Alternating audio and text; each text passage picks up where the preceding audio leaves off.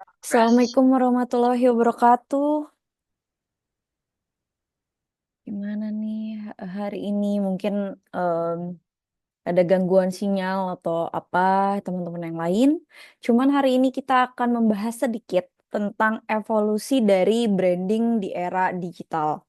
Jadi sebelum kalian masuk nanti kita ke presentasi tugas individu, saya akan menjelaskan lebih sedikit. Mungkin nanti di pertengahan eh, untuk yang hadir karena saya ngecek baru 4 orang. Jadi mungkin nanti untuk yang hadir nanti bisa untuk mengajukan presentasinya. Mungkin sekarang udah 5 orang gitu ya. Kita bisa untuk lanjut. Nah, dari evolusi branding di digital ini, jadi kita punya 3 dekade terakhir. Ada pemasaran merek digital dan penggunaan teknologi informasi yang telah mengalami kemajuan yang signifikan. Jadi, kesiapan untuk beradaptasi nih ya, kita sebenarnya sangat penting. Jadi, di mana ada pemasaran web modern, mungkin mulai dari para pemasar, kita berusaha memanfaatkan potensi besar dari ranah daring gitu ya atau online hingga strategi pembangunan merek baru. Jadi memang yang muncul ya dari teknologi pemasaran yang terarah. Jadi kalau kita lihat ya beragam inovasi yang dihasilkan oleh internet juga berdampak langsung pada proses manajemen branding atau branding manajemen tersendiri. Jadi kita bisa lihat ya perbedaan dari yang dulunya mungkin masuk ke website, terus kemudian pindah eh, dulu awal mungkin lebih ke Facebook, branding, kemudian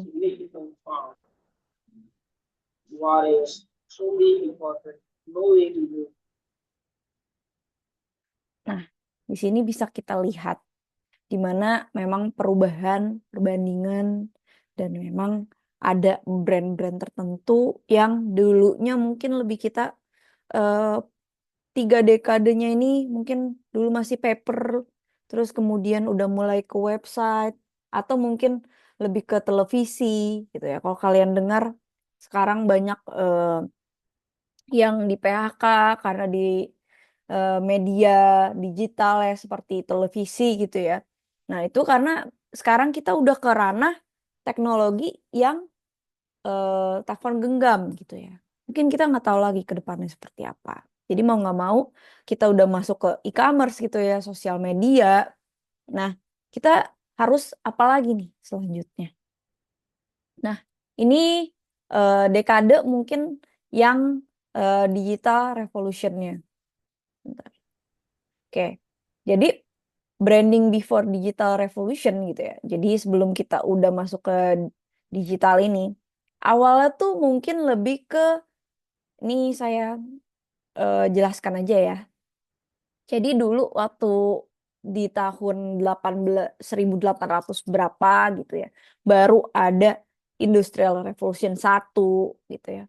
Nah, marketing ini mungkin udah masuk di perjalanan company untuk eh, ber apa ya, mereka masing-masing untuk membedakan diri mereka dengan kompetitor. Jadi gimana nih kita cara menemukan produk baru gitu. Mungkin lebih ke perbedaan antara branding atau produk yang kalian punya saat itu gitu ya dengan yang kompetitor punyai. Jadi kalau kita lihat di era itu adalah eh, lagi panas-panasnya gimana caranya lebih cepat. Mungkin gimana caranya untuk serve lebih cepat gitu ya. Contohnya kalau kalian suka nonton sejarah-sejarah gitu ya. Nah, di situ sejarah tuh ada em, tentang McDonald gitu ya. Dulu ada tiga, ada dua brothers gitu, two brothers itu mereka itu eh, apa ya, membuat McDonald yang sebelumnya gitu ya. Itu cepat gitu. Mereka menyajikan dengan fast food gitu ya. Nah, di era ini 18 ribuan ini di eranya seperti itu. Mereka memikirkan gimana untuk memberikan pelayanan, memberikan produk yang terbaru dan memang lebih cepat gitu. Jadi di era itu mungkin lebih ke branding sebelum digital era ya, kita lebih ke situ. Kemudian ada di masa tahun di 2000-an. Jadi udah masuknya ke televisi gitu ya. Dulu mungkin kalau di era 2000-an kalian baru lahir gitu ya. Itu televisi baru ada yang mungkin yang tabung gitu ya, yang seperti ini gitu ya. Nah, itu mungkin zaman dulu kalau kalian cerita dengan ibu-ibu kalian, saya pun juga dengan ibu saya, dulu televisi masih hitam putih, kemudian masih TV-nya tabung, belum yang seperti sekarang yang slim-slim ya. Nah, itu juga brandingnya itu caranya adalah beriklan. Beriklan setelah mungkin sinetron, mungkin berita ada iklannya gitu ya. Nah, di radio pun juga gitu ya. Jadi dulu masih bayar radio dan televisi gitu ya. Jadi branding before digital revolution nih dulu zaman 18 18 ke bawah itu masih gimana caranya untuk membedakan. 2000 udah bagaimana caranya kita sudah mulai advertising atau marketing lah di bidang eh, digital itu. Nah, di tahun 1980 ke 90 gitu ya, kita udah direct juga di situ. Saya pun juga eh, mungkin belum lahir gitu ya. Jadi di mana relationship marketing gitu. Jadi gimana caranya untuk kita masuk ke dalam target spesifik groups. Jadi di mana kita udah eh, kerjasama gitu ya, relationship bekerja sama dengan produk-produk yang sudah ada. Misalkan contoh, McDonald waktu itu lagi booming, Coca-Cola ngajak kerjasama gitu ya. Nah, tuh mungkin lebih ke situ. Jadi marketingnya lebih ke specific groups atau mungkin langsung direct. Direct itu langsung langsung ya. Jadi langsung kepada si target yang ada. Tuh. Nah, di tahun 2021-an ya, 20 saat ini gitu ya. Kalau kita lihat sekarang udah 2025, ini 2010-an gitu ya. Nah, udah mulai ada eh, contohnya waktu itu Facebook, terus kemudian sudah masuk Tokopedia. Dulu saya masih pakainya Lazada, mungkin tahun 2015 gitu ya. 2015-an mungkin saya waktu itu pernah belanjanya dulu masih pakai Tokopedia, Lazada, bahkan Kaskus zaman dulu gitu ya. Jadi tahun 2015 2014-an itu mungkin lebih ke email, terus kemudian kita beli, terus kita bisa kirim sama tapi nggak seperti sekarang lebih mudah gitu. Tapi dulu masih mungkin transfer dulu gitu ya, nggak ada kayak semacam langsung virtual account gitu. Jadi dulu masih seperti itu, tapi sudah mulai sosial media marketing gitu. Jadi udah kesini nih kita udah di angka digital age, di mana nanti kita makanya branding, digital branding itu di mana kita sudah masuk ke sosial media, e-commerce, email marketing, dan data driven marketing. Jadi kita udah mulai eh, dari yang statik ya, and one way communication, kita udah mulai ke eh, another communication. Mungkin kalau saya berbicara dengan kalian nih hari ini, saya berbicara kepada 6 orang gitu ya. Nah, langsung kan, saya langsung cepat. Itu tapi dengan grup tertentu. Coba saya di YouTube saya live kalian tonton gitu. Mungkin ada orang lain yang ikut belajar gitu ya. Kita nggak tahu untuk digital ini gitu. Nah, kita bisa share. Nah, di sini kita bisa lihat traditional branding pre-digital ya. Jadi fokusnya reputasi dan recognition. ini apa sih ya? Recognition itu dikenal gitu. Jadi fokusnya pada reputasi dan terkenal lah istilahnya, diketahui oleh orang-orang lain. Jadi kalau kita lihat ya, kalau sekarang itu lebih fokus brand, kemudian kita bisa lihat contohnya McDonald ya. Ini Coca-Cola, rasakan keajaiban gitu ya. Nah, kita bisa lihat ini mereka punya website, mereka punya sosial media, mereka punya advertising, mereka juga punya physical presence, dan ada juga audiens yang didapatkannya. Eh, Kalian sering dapat SMS nggak dari beberapa mungkin makanan, mungkin sesuatu gitu ya. Saya nih sering banget dapat SMS, cuman SMS ini termasuk yang mahal mungkin ya. Nih contohnya mungkin nih dari Samsung, kemudian dari Rupiah Cepat, mungkin itu pinjol gitu ya. Popeyes, ada Kami, Pintu, Bank Mega, Yap, Prudensial, Neo Pinjam, Easy Cash, Flash Coffee, Burger King, Cbank, Rexona, Alo Fresh, dan lain-lain. Ini saya nggak pernah baca. Ada Starbucks, Wingstop, terus Fast Coffee, Filmacha, dan Time Zone, dan lain-lain. Jadi mereka tuh sebenarnya juga eh, yang punya brand besar ini ya. Ini mereka tuh modal untuk eh, advertising melalui em, sosial istilah istilahnya SMS gitu lah ya. Nah, tapi untuk yang kalian modal kecil biasanya masuknya lebih ke sosial media biasanya lebih dahulu.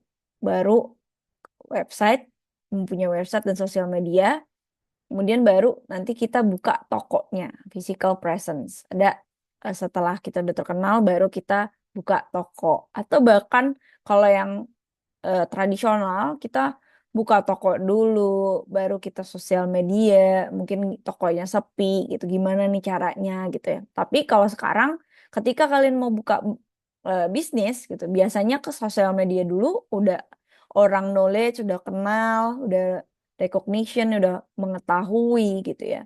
Nah, biasanya lebih ke dua ini dulu. Kemudian baru kita adakan advertising. Biasanya sih lebih konten soft selling ya, dimana kita pakai sendiri. Terus, ada yang nanya, lucu deh.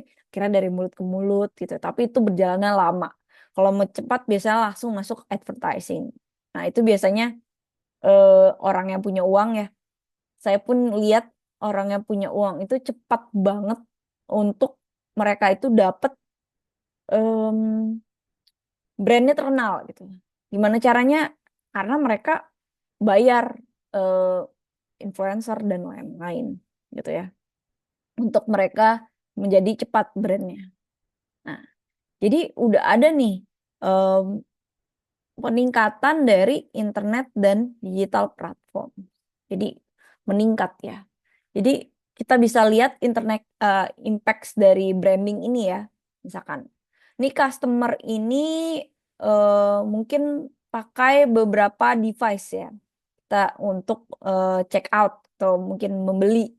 Nah, kalau di Indonesia, adik-adik, sudah diteliti, rata-rata orang di Indonesia jarang memiliki laptop atau komputer atau tab dibanding dengan handphone. Tanya, 100%, kalau ditanya, punya handphone nggak? Punya, gitu ya. Tapi, kalau ditanya punya laptop nggak di rumah? Nggak. Atau komputer punya nggak? Belum tentu, gitu ya. Atau tablet punya nggak? Gitu ya. Belum tentu. Jadi, setelah diteliti, eh, 65% pengguna di seluruh dunia, gitu ya. Kalau di Indonesia, kemarin saya dapat 98% membeli melewati handphone gitu ya. Amazing gitu ya. Dimana start dari smartphone terlebih dahulu. Nah, kemudian baru beli mungkin laptop atau mungkin tablet karena kebutuhan. Ada juga mungkin 25% nih yang membeli lewat PC atau laptop. Biasanya memang berbeda adik-adik. Jadi kalau kita lihat ya, pembelian yang receh ya, kita bisa beli lewat telepon genggam. Tapi biasanya kalau yang mungkin ini pakaian ya, kalau pembeliannya mungkin pakaian yang receh-receh lah buat kalian sehari-hari gitu ya, penunjang yang murah-murah, biasanya pakai telepon genggam. Tapi ketika memang kita lihat untuk pembelian, biasanya mobil, kemudian motor yang mahal-mahal lah, banyak kan orang pakainya laptop gitu untuk pembeliannya. Mungkin alasannya masuk di akal karena butuh beberapa email, beberapa penunjang untuk memiliki STNK, BPKB dan lain-lain gitu ya. Saya pun melihatnya yang untuk membeli sesuatu yang mahal, saya pun pakai laptop jujur dibanding pakai handphone. Tapi untuk receh-receh mungkin pulpen, terus mungkin yang kosmetik atau apapun gitu ya, baju dan lain-lain itu biasanya pakai handphone. Dan ada juga mungkin yang 11% dari pakai tablet gitu ya. Nah itu mungkin yang punya eh, tab atau iPad gitu ya. Biasanya mereka membelinya mainan. Alasannya sepele.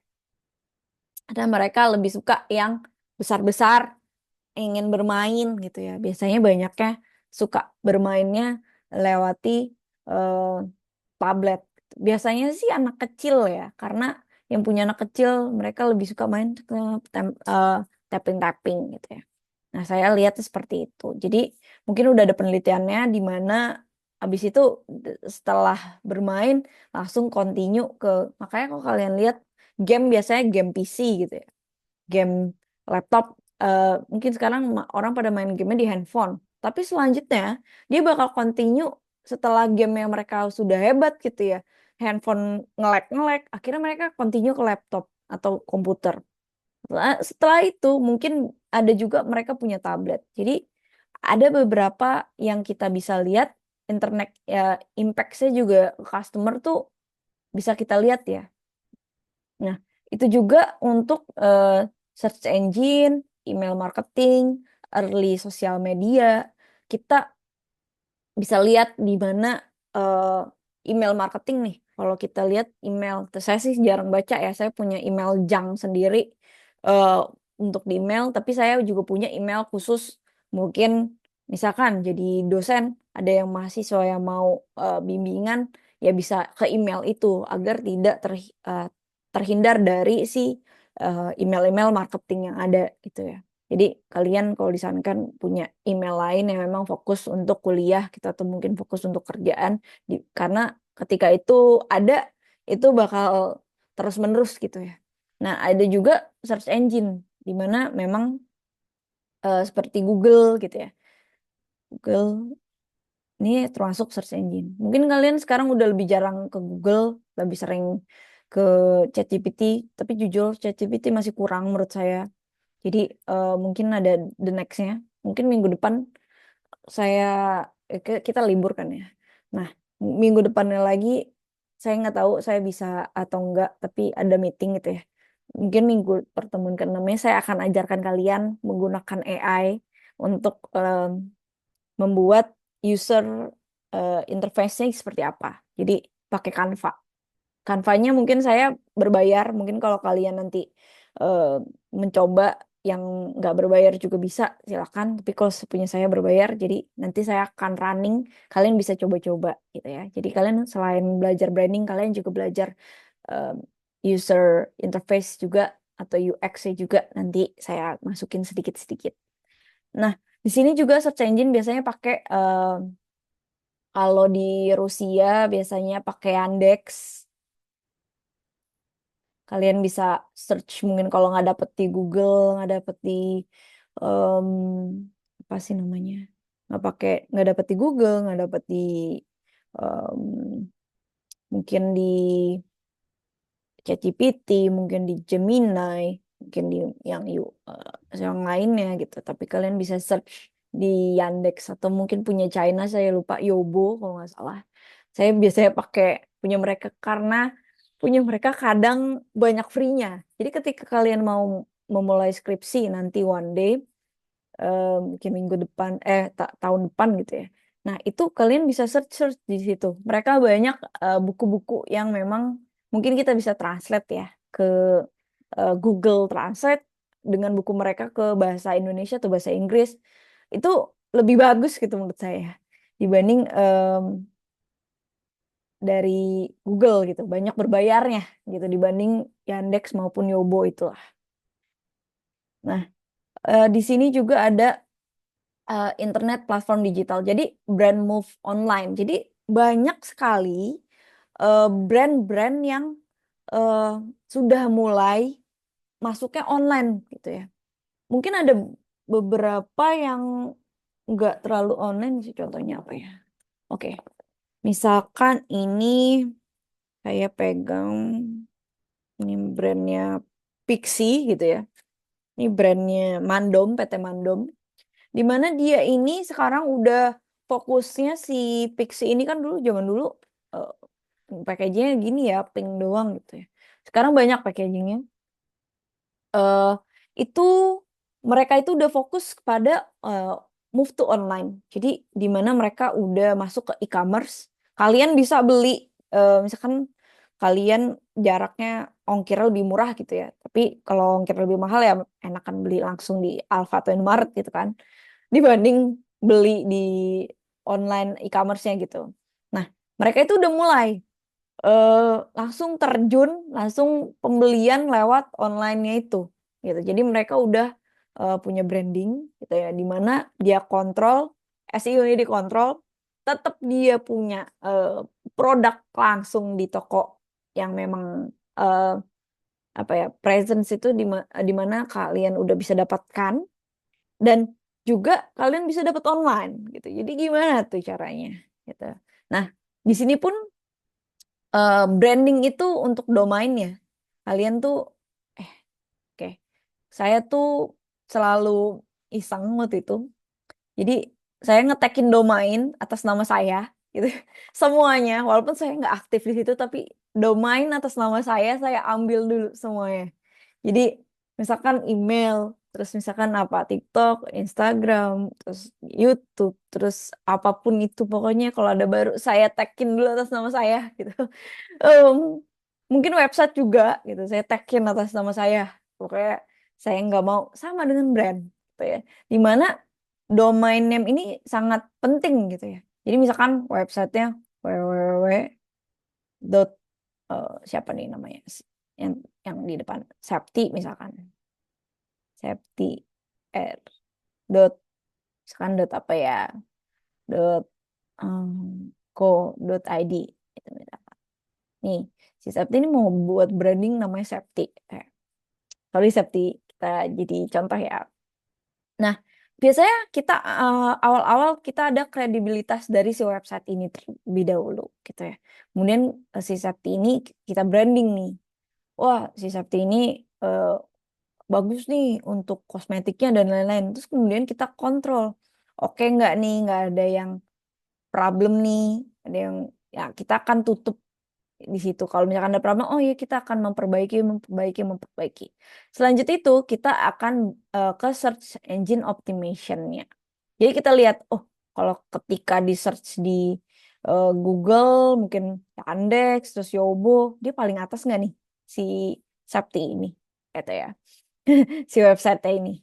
Nah, kemudian building a strong online presence. Jadi di mana eh, kalian punya apa ya, ketika sudah terkenal gitu ya, biasanya kalian membangun eh, online yang ada gitu ya, mungkin website terus reseller, terus kemudian yang kuat gitu ya, jadi bisa ditemukan di banyak tempat, kemudian kalian bisa dapatkan dengan cepat gitu ya. Nah, kemudian domain name yang strategis ya, misalkan orang searchnya, kalau saya kan jarang di search ya. Mungkin kalau kita lihat lebih ke, oke, mungkin namanya lebih ke sepatu. Ya, kalian pasti search sepatu di depan. Dimana pakai ada sepatu atau shoes gitu ya. Sepatu ala Ambon gitu. Nah, ini lebih gampang di search. Kita mau beli sepatu, ya cari aja di sepatu ya. Kenapa belum ada yang nge-branding sepatu ya? Nah, itu registrasi dan manajemen yang ada. Ini mungkin dulu ya, early sosial media. Mungkin dulu ada yang pernah pakai MySpace atau Friendster. Sekarang udah mulai hilang. Ini seru loh dulu mungkin di zaman 2000-an. Mungkin kalian masih kecil juga, saya juga masih kecil. Seru nih bisa kita ganti-ganti warnanya gitu. Terus kemudian bisa taruh foto gitu ya. Ada musik gitu ya. Dulu zaman dulu udah seperti ini gitu. Dan mungkin untuk berjualan juga eh, seru gitu. Jadi bisa ntar ketemuan dengan wilayah teman-teman yang setempat itu atau mungkin juga MySpace ini. Oke, saya cepatin. Em, ini adalah sosial media perjalanan ya. Jadi dulu masih buletin, ya kita masih jalan terus masuk ke Google, kemudian ada Bing ya. Kalau kalian tahu itu ada website gitu ya di mana online kita bisa chat zaman dulu. Terus Friendster di tahun 2002. Mungkin kalian baru lahir di sana atau mungkin belum lahir. Itu kemudian ada LinkedIn, kemudian yang lain-lain. Nah, ini udah mulai ada blog di zaman ini, ada Friends, Facebook udah mulai di tahun 2004 gitu ya. Dan selanjutnya ada YouTube mungkin di 2005, terus kemudian eh, Twitter di tahun 2006 lagi hitsnya waktu itu sampai ke Instagram di tahun 2010. Mungkin saya termasuk yang main di awal-awal gitu ya. Tapi setelah itu Instagramnya dihack. Tapi ya nggak apa-apa. Kita bisa lihat ya ada perkembangannya di sini. Jadi sosial media juga ada itu revolusinya. Nah ini mungkin lebih ke awal-awal platform, terus real time interaction dengan customer, gimana nih untuk komunikasi dua arah. Jadi dulu Nike sampai sekarang pun di Instagram mereka buat campaign gitu ya. Yang foto-foto di Instagram nge-tag terus mereka share. Terus kemudian Wendy's zaman dulu siapa tahu Wendy's mungkin tuh tempat makan itu mereka ada namanya Twitter humor di mana si Wendy's ini membalas hal-hal yang disamakan dengan McD gitu ya. Misalkan, can you find me the nearest McDonald's? Terus dia langsung kayak ngasih lihat tong sampah gitu. Menurut mereka tuh lucuan lah gitu ya. Nah, caranya mereka bikin humor di sosial brandnya agar terkenal. Nah, ini mungkin di Januari 2025, ini kita udah lihat ya, eh, penggunanya yang paling banyak Facebook, kemudian YouTube, WhatsApp, Instagram, TikTok, WeChat, dan selanjutnya sampai Weibo. Ya, biasanya di sini nih yang khusus China gitu ya. Kalau kalian mau lihat-lihat mbak China di sini nih. Mungkin ini X gitu ya, Snapchat, Telegram. Saya nonton film gratisan di Telegram. Nah, WeChat juga, WeChat dari China juga nih untuk semacam WhatsApp-nya gitu ya. Kita bisa lihat ada perbedaannya. Ada content marketing, ada storytelling. Ini ada kontennya berkembang gitu ya. Contohnya Rip Curl itu kayak semacam tas, semacam buat surfing lah. Kalau kalian ke pantai, itu pakai bajunya itu mereka enak gitu. Nah, kemudian mereka fokusnya pada situlah brandingnya. Nah, kemudian emotional connection, contohnya Dove ya. Sekarang Dove udah beauty itu sekarang semua orang cantik gitu, nggak harus kutilang, nggak harus kutilang gitu, kurus tinggi langsing gitu. Tapi sekarang semua orang cantik loh gitu. Jadi ini storytellingnya mereka untuk emotional connections. Nah, ada data drivennya juga. Biasanya pakai kalau kalian nanti masuk market data digital marketing ya, nanti ada A/B testing. Kalian fokus kepada variasi yang mana mungkin mereka datangnya nanti dari conversionnya di mana. Jadi misalkan eh, kalau laki-laki sama perempuan kita belah bagi, oh laki-laki aja perempuan aja gitu ya. Kemudian ada juga eh, kita bisa lihat nih gimana customernya di wilayah mana yang banyak membeli, atau customernya yang seperti apa, menengah, mungkin keuangannya, terus kemudian mereka suka belinya seperti apa gitu. Jadi kita lihat conversion rate-nya dari ini, mereka belinya di tipe apa gitu ya. Kemudian ada target-target, mungkin kalian yang memang mau di marketing bisa belajar Google Ads. Nah, ada sosial media ads, saya udah pernah nyobain semua gitu ya. Yang gratis mungkin Google Ads, tapi nanti ketika kalian mau menaikkan gitu target-target yang ada itu, kalian bisa lihat gitu yang gratisan, cuman itu masih belum terlihat karena kalian harus bayar setelah itu. Dulu masih 20.000, sekarang naik 32.000 gitu. Nah, ada influencer mungkin untuk generate ya. Jadi ketika itu kita bisa nyari mikro atau makro influencer. Jadi di mana influencer ini kita cari untuk niche market. Niche market apa sih? Di mana nih niche market adalah orang yang memang tertarget, emang orang yang menyukai produknya, emang akan pakai produk kita terus gitu. Jadi kita cari produk kita yang mana. Kalau mass market adalah orang yang bisa gonta-ganti. Anggap misalkan kalian pakai sabunnya sabun sabun Lifebuoy. Kalian akan berganti sabun misalkan ke Lux atau ke yang mana gitu ya. Em, itu termasuk mass market. Tapi kalau kalian akan pakai, saya harus pakai samponya sampo Sunsilk gitu, Sunsilk. Nah, di situ kalian masuk dari niche marketnya. Jadi termasuk itu.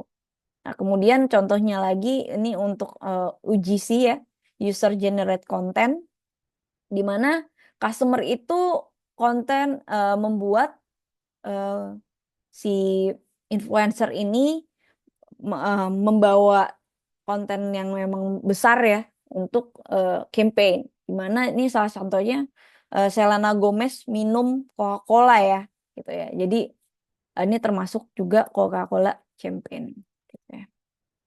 Nah, ada brand autentik gitu ya. Jadi kita lihat nih ya Patagonia, Don't Buy This Jacket gitu ya.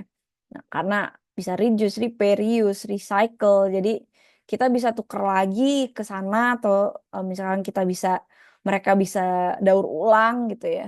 Nah, di situ ada eh, customer expectation.